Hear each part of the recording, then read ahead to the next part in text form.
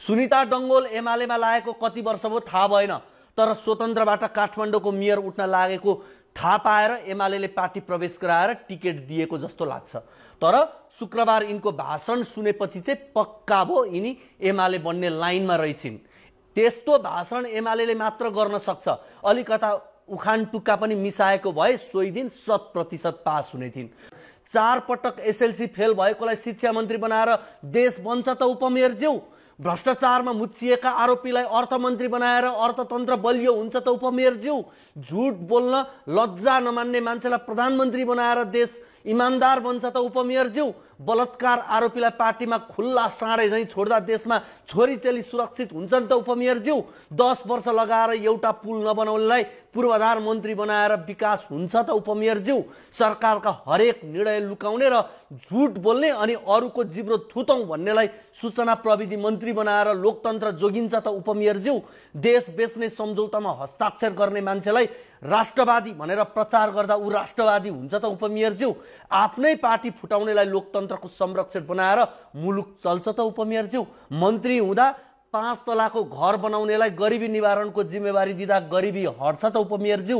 2 कक्षा पनि नपढेका मान्छेले संविधानको व्याख्या गर्दा गणतन्त्रको रक्षा हुन्छ त उपमेयरज्यू। झुट्टा सपना बेच्नेलाई दूरदृष्टि भएको नेता मान्दा देश अगाडि बढ्छ त उपमेयरज्यू।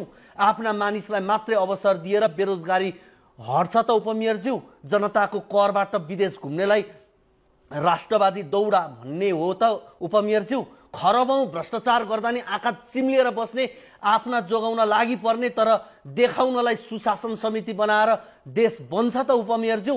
1 लाख युवालाई रोजगारी दिन्छु भन्नुपर्ने सरकार सञ्चालक दलले बेरोजगार युवालाई सडकमा ल्याएर रोजगारी मिल्छ त उपमेयरज्यू। स्टर्न गरेर देश चल्दैन भने देश बन्न विदेशबाट ऋण लिएर लुट्नै पर्ने हो त उपमेयरज्यू। विदेशमा भए युवा भेडा चराउने, देशमा भए नेताहरूले भेडा बनाउने भए मात्र देश बन्ने हो त उपमेयरज्यू। आशा गरौँ युवा नेत्रीले पक्कै यसको जवाब उपयुक्त मौका हेरेर दिने छिन्। देश के भएपछि चाहिँ बन्छ भन्ने कुरा पनि अब प्रष्ट भएन र।